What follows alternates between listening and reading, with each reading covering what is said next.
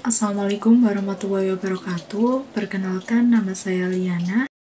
Ya, di sini saya akan membahas tentang skala pengukuran. Apa sih skala pengukuran itu? Skala pengukuran merupakan sarana untuk menentukan panjang pendeknya interval yang telah ditentukan dalam satuan ukur. Sedangkan menurut para ahli yaitu Ramli, skala pengukuran merupakan kesepakatan untuk menentukan panjang pendek interval pada alat ukur. Sedangkan menurut Sugiono, yaitu kesepakatan yang digunakan untuk menentukan panjang pendeknya interval yang ada dalam alat ukur, sehingga alat ukur tersebut digunakan dalam pengukuran akan menghasilkan data kuantitatif. Jenis-jenis skala pengukuran yaitu yang pertama ada skala nominal. Bentuknya paling sederhana dan cocok dipakai untuk penelitian yang ingin dikategorikan variabel atau data yang ada. Beberapa cirinya adalah bukan bilangan pecahan, tidak memiliki ranking, tidak punya nol mutlak, angka hanya sebagai label, tak punya ukuran yang baru, dan memakai statistik non-parametrik. Skala nominal merupakan skala yang paling lemah atau rendah di antara jenis skala pengukuran yang lain. Dan yang kedua ada skala ordinal. Dalam skala ordinal, jarak interval antar tingkatan tidak harus sama dari kategori disusun dari urutan terendah ke tinggi. Ciri-ciri skala ordinal diantaranya data saling memisah, data bersifat logis, mengikuti aturan, dan kategori data ditentukan oleh skala berdasarkan pada jumlah karakteristik yang dipunyai. Skala ordinal lebih tinggi atau kuat dibandingkan dengan skala nominal.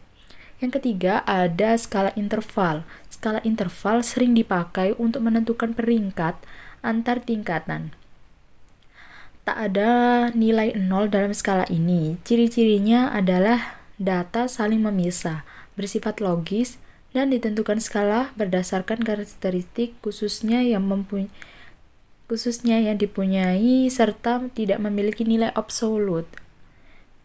Skala interval tingkatnya lebih tinggi dan kuat dibandingkan skala ordinal dan nominal.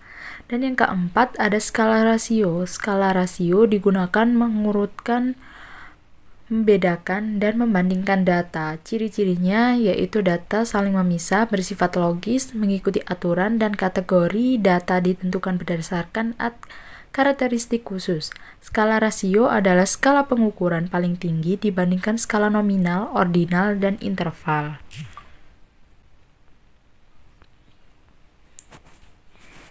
Selain itu juga jenis skala pengukuran ada juga skala Likert. Menurut Dajjali atau Mugiono, skala Likert adalah skala yang dapat dipergunakan untuk mengukur sikap, pendapat, dan persepsi seseorang atau sekelompok orang tentang suatu gejala atau fenomena sosial. Dengan menggunakan skala Likert, maka variabel yang akan diukur dijabarkan menjadi dimensi. Dimensi dijabarkan menjadi subvariabel, kemudian subvariabel dijabarkan menjadi indikator yang dapat diukur bentuknya. Dan yang selanjutnya yaitu ada skala Guttman. Skala kumulatif disebut juga sebagai skala skalogram yang sangat baik untuk meyakinkan penelitian tentang kesatuan dimensi dan sikap atau sifat diteliti yang sering disebut dengan atribut universal. Ada juga skala sematik diferensial. Skala ini juga digunakan untuk mengukur sikap, hanya bentuknya tidak pilihan ganda maupun checklist, tetapi tersusun dalam suatu garis kontinum. Dan yang terakhir ada skala rating. Responden tidak akan menjawab salah satu dari jawaban kualitatif yang telah disediakan, tetapi menjawab salah satu jawaban kuantitatif yang tersedia. Dengan demikian, skala rating lebih luas, fleksibel, dan tidak terbatas dalam mengukur sikap saja, namun untuk mengukur persepsi atau penilaian responden terhadap sebuah fenomena lainnya.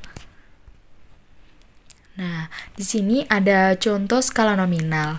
Contoh skala nominal ada beberapa. Yang pertama ada skala nominal sebenarnya.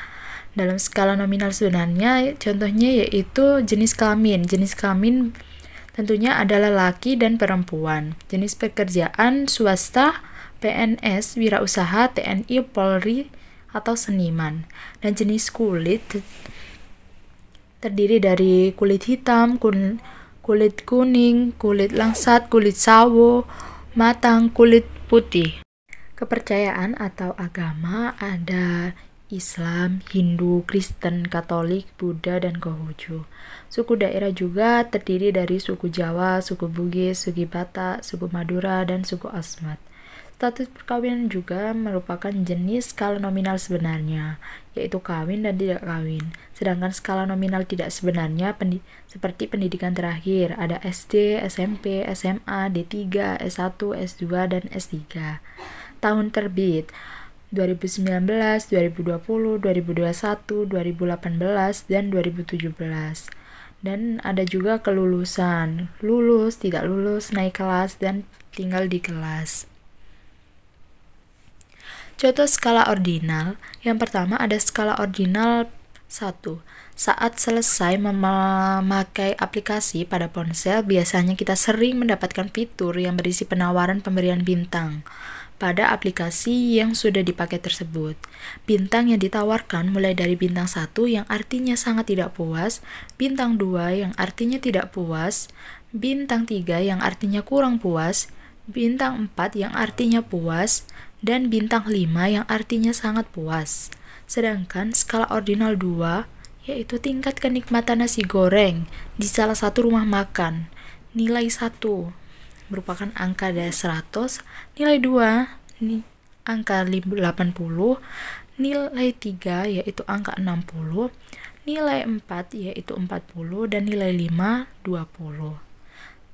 Sedangkan contoh dari skala ordinal 3 yaitu peringkat atau ranking di kelas, yakni mulai dari ranking 1 sampai ranking 10. Contoh skala interval dan rasio. Contoh skala interval yaitu seringkali kota Jakarta siang hari memiliki suhu mencapai 37 Celcius. Sementara di Bandung dengan waktu yang sama memiliki suhu yakni 30 derajat Celcius. Sehingga dapat dikatakan bahwa suhu di Jakarta 5 derajat lebih panas dibandingkan suhu di Jakarta dalam waktu yang bersama.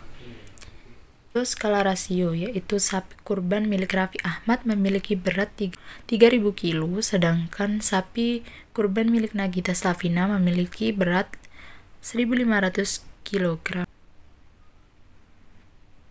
Dan contoh skala Likert yaitu skalanya 1 sampai 5, yakni sangat setuju sampai sangat tidak setuju. Skala Goodman yaitu hanya ada pada interval setuju dan tidak setuju.